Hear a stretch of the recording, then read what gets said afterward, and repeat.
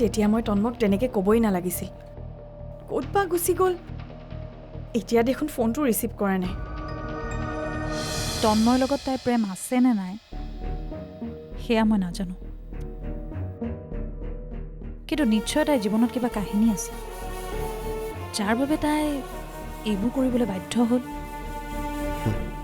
তাৰমানে তুমি কি ক'ব বিচাৰিছা শিখা?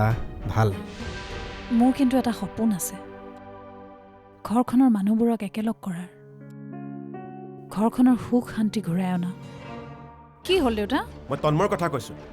দিনে দিনে তাৰ উপদ্ৰৱ বাঢ়ি গৈছে। কাম বন্ধু নাই, দিনৰ দিনটো ঘৰতে সোমাই থাকিব, তাৰ কথা কি চাবা? অভদ্ৰ ল'ৰা, ডাঙৰ সন্মান কৰিব নাজানে। তন্ময় কি অকল মাৰে সন্তান নেকি? আপোনাৰ নহয়? যদি মায়ে চম্ভালিব পৰা নাছিলে, আপুনিওতো আছিল তাক সঠিক পথ দেখুৱাবলৈ। ব্যস্ততাৰ বাবে মই তাক সময় দিব পৰা নাছিলোঁ।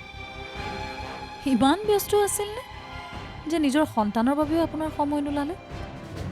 এগৰাকী নাৰীৰ ধৰ্ম কেৱল নিজৰ সন্তানৰ দায়িত্ব পালন কৰাই নহয়, গোটেই ঘৰখনৰ দায়িত্ব পালন কৰা।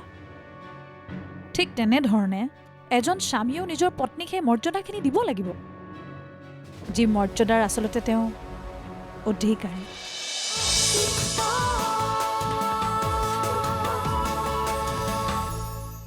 তুমি কি ক'ব বিচাৰিছা মই বুজা নাই। অলপ আগতে যে আপুনি কৈছিলে মাকে মোৰ ঘৰখন শেষ কৰি পেলালে বুলি, কিন্তু দেউতা এইখন মোৰ ঘৰ কেনেকৈ হ'ব পাৰে? এখন ঘৰ সম্পূৰ্ণ কৰাত স্বামী স্ত্ৰী দুয়োৰে অৰিহণা থাকে। গতিকে এয়া মোৰ ঘৰ নহয়, আমাৰ ঘৰ। আচলতে কি জানে দেউতা, কোনো নাৰীয়ে নিজৰ ঘৰখন ধ্বংস হৈ যোৱাটো নিবিচাৰে, বৰঞ্চ প্ৰত্যেকগৰাকী নাৰীৰে এটা সপোন থাকে, নিজৰ ঘৰখন সুন্দৰকৈ সজাই পৰাই লোৱাৰ। কিন্তু যেতিয়া সেইগৰাকী নাৰীয়ে নিজৰ ঘৰখনত উচিত মৰ্যাদা নাথাকে, তেতিয়া ঘৰখন নিজে নিজে শেষ হৈ যায়। আৰু এটা কথা আছে নহয় দেউতা, নাৰীয়ে গঢ়িবও পাৰে আৰু ধ্বংসও কৰিব পাৰে। তাৰমানে তুমি ক'ব বিচাৰিছা ৰঞ্জিতাক মই উপযুক্ত মৰ্যাদা দিয়া নাই। দুখীয়া ঘৰৰ ছোৱালী আছিল, ইয়ালৈ আহি টকা পইচা পালে, লাহ বিলাহৰ জীৱন পালে, আৰু কি লাগিছে তেওঁক? মই সপোনতো ভবা নাছিলোঁ দেউতা। আপোনাৰ মানসিকতাও সেই চাম পুৰুষৰ দৰে,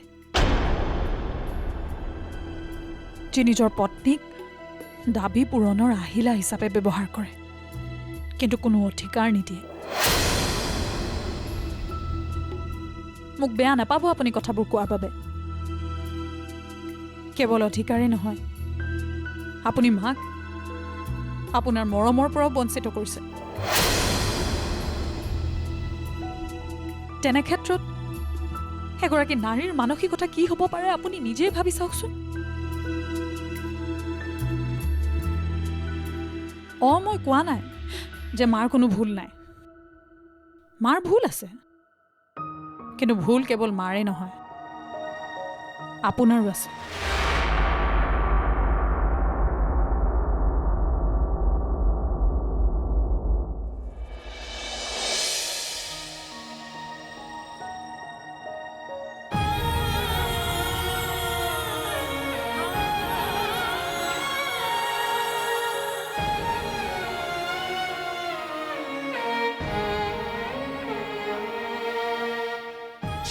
মানুহৰ লগত কেনেকৈ কথা পাতিব লাগে সেইখিনিও নিশিকিলে। বেলেগটো বাদেই, নিজৰ দেউতাকৰ লগত কেনেকৈ কথা পাতিব লাগে সেইখিনি জ্ঞানো তাৰ নাইকিয়া হৈ গ'ল। চব তোমাৰ কাৰণে হৈছে। দিনে দিনে বাঢ়ি গৈছে তাৰ অভদ্ৰামী। কি হৈছে নকয় কিয়? কি কৰিলে সি? নিজৰ ল'ৰাটো সামান্য শিষ্টাচাৰকণো নিশিকালা। চম্ভালি ৰাখিবা নিজৰ ল'ৰাক। পিছত সীমা পাৰ হৈ গ'লে মোতকৈ বেয়া কিন্তু কোনো নহ'ব। পিছত নহ'বলগীয়া কিবা এটা হ'লে জগৰীয়া হ'বা কিন্তু তুমি।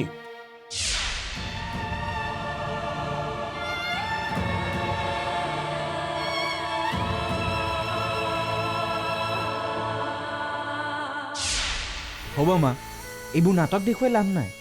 তুমি এগৰাকী স্বাৰ্থপৰ নাৰী। কি জানা, আচলতে মই তোমাক মা বুলি মাতিবই নালাগে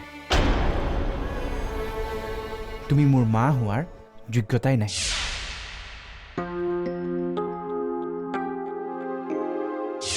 তহঁতি মোক কি বুলি ভাবিছ হা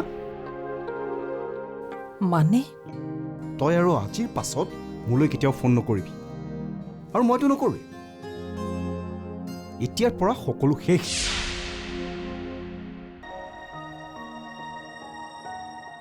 শিকাবি অলপ ব্যৱহাৰ তেওঁ এয়াই নেকি ডাঙৰ মানুহৰ ব্যৱহাৰ মোৰ বাইদেউক বিয়া দিছোঁ সেইখন ঘৰত মোৰ কি অলপো অধিকাৰ নাই সেইখন ঘৰলৈ যাবলৈ এনেকৈ গতিয়াই দিয়ে নেকি ঘৰৰ মুখৰ পৰা মানুহ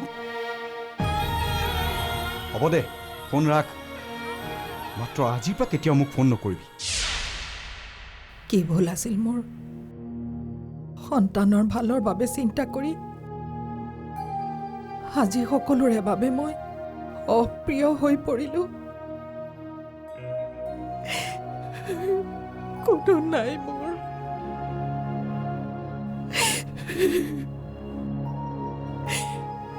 স্বামীয়েতো কেতিয়াও বুজি নাপালেই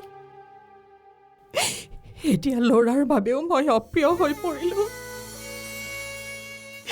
কাৰ বাবে মই জীয়াই আছো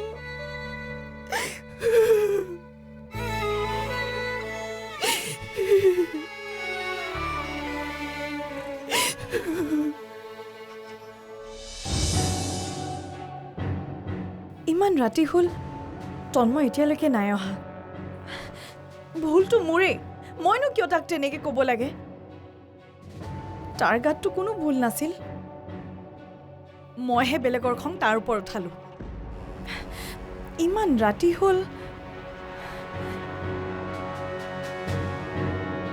তোৰ নিচা ধৰিছে ভিতৰলৈ যা তোৰ লগত এতিয়া কথা নাপাতো যা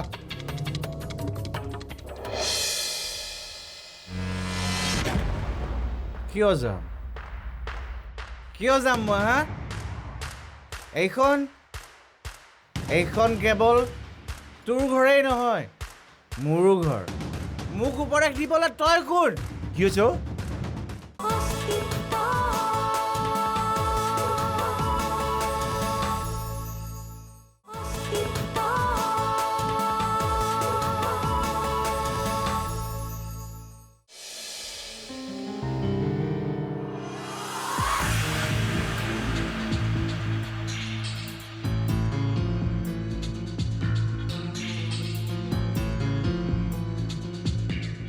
মোক বেয়া নাপাব আপুনি কথাবোৰ কোৱাৰ বাবে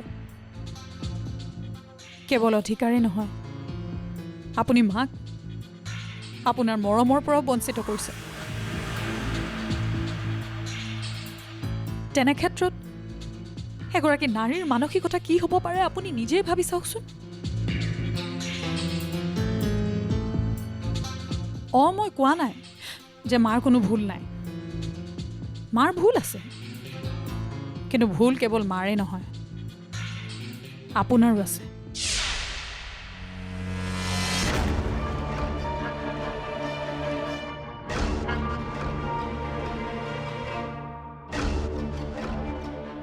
নিজৰ দেউতাকৰ লগত কেনেকৈ কথা পাতিব লাগে সেইখিনি জ্ঞানো তাৰ নাইকিয়া হৈ গ'ল চব তোমাৰ কাৰণে হৈছে দিনে দিনে বাঢ়ি গৈছে তাৰ অভদ্ৰামী নিজৰ ল'ৰাটো সামান্য শিষ্টাচাৰকণো নিশিকালা চম্ভালি ৰাখিবা নিজৰ ল'ৰাক পিছত সীমা পাৰ হৈ গ'লে মোতকৈ বেয়া কিন্তু কোনো নহ'ব পিছত নহ'বলগীয়া কিবা এটা হ'লে জগৰীয়া হ'বা কিন্তু তুমি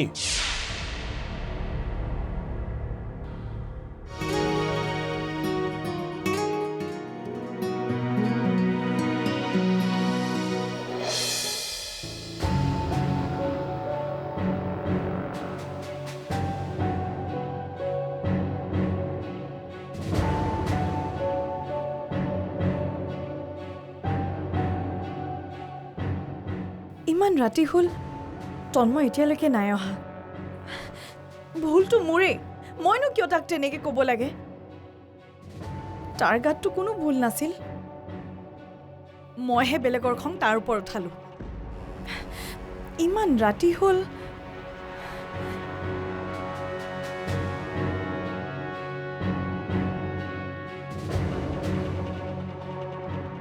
ফোনটো কিয় ৰিচিভ নকৰে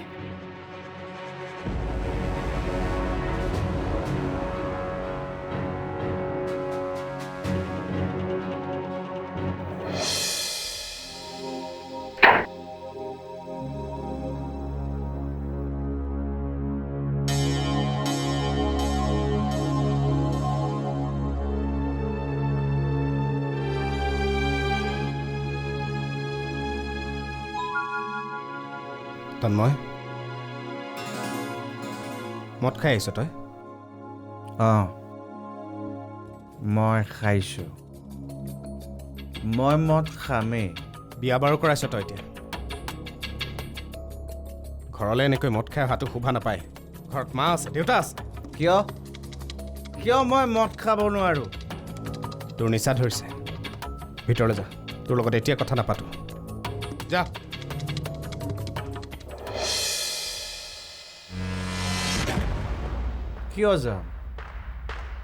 কিয় যাম মই হা এইখন কেৱল তোৰ ঘৰেই নহয় মোৰো ঘৰ মোক উপদেশ দিবলৈ তই কোন কি হৈছে অ? কিহৰ হুলস্থুল এই ৰাতিখন তই মদ খাই আহিছ তন্ময় আৰে চবৰে একেটাই প্ৰশ্ন যে কিয় তোমালোকেতো মোক মৰম নিদিলাই মা আছিল মোৰ লগত কিন্তু সেই মায়েও মোৰ লগত বিশ্বাসঘাতকতা কৰিলে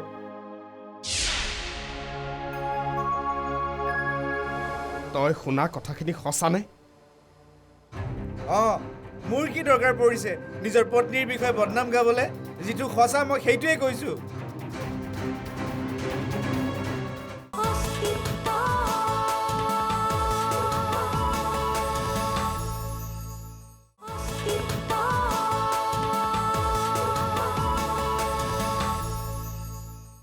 কিহৰ হুলস্থুল এই ৰাতিখন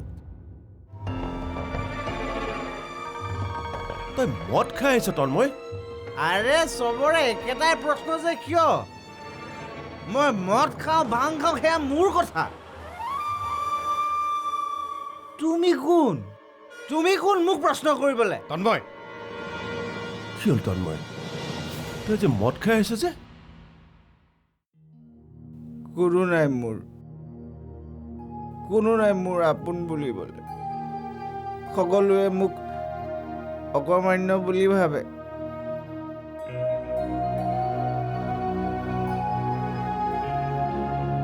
তোমালোকেতো মোক মৰম নিদিলাই মা আছিল মোৰ লগত কিন্তু সেই মায়েও মোৰ লগত বিশ্বাসঘাতকতা কৰিলে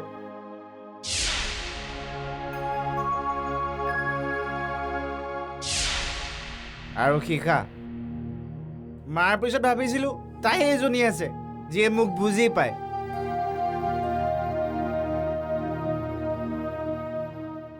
যাৰ মোৰ ওপৰত বিশ্বাস আছিল যে মই কিবা এটা কৰিব পাৰিম কিন্তু নাই তাইও ঠগবাজ ওলাল তই এইবোৰ কি কৈ আছ সঁচা কথা কৈছোঁ দেউতা তাই মোৰ লগত প্ৰেমত পৰি বিয়া হোৱা নাছিল আমাৰ টকা পইচা সা সম্পত্তি এইবোৰৰ লোভতহে বিয়া হৈছিল ময়ো পাগল প্ৰেমিক প্ৰেমত অন্ধ হৈ পৰিলোঁ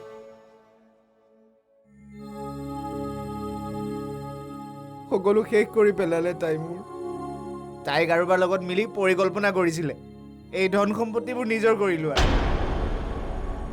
আজিহে গম পালোঁ ফোনত কথা পাতি থাকোঁতে শুনিলোঁ বুলিহে নহ'লেতো মই একো গমেই নাপালোঁহেঁতেন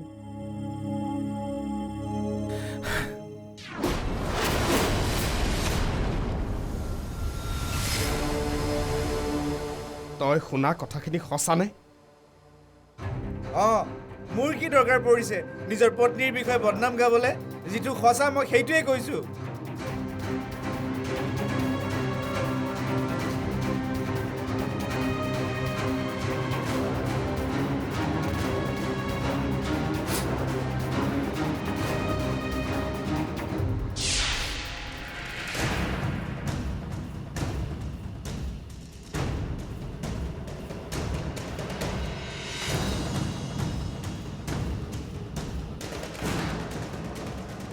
মই জানিছিলোঁ এইজনীয়ে যে এনেকুৱা কিবা এটা গণ্ডগোল কৰিব ভাল পাইছিলোঁ মই তাইক এটা সন্তানৰ মাক হোৱাৰ পিছতো মই তাইক পত্নী হিচাপে আঁকোৱালি লৈছিলোঁ কিন্তু তাই মোক বৰ বেয়াকৈ ঠগিলে দেউতা কি কৰা যায় ৰ ৰাতিখন হুলস্থুল কৰিব নালাগে কি ব্যৱস্থা কৰিব লাগে মই কৰি আছোঁ ব্যৱস্থা মই কৰিম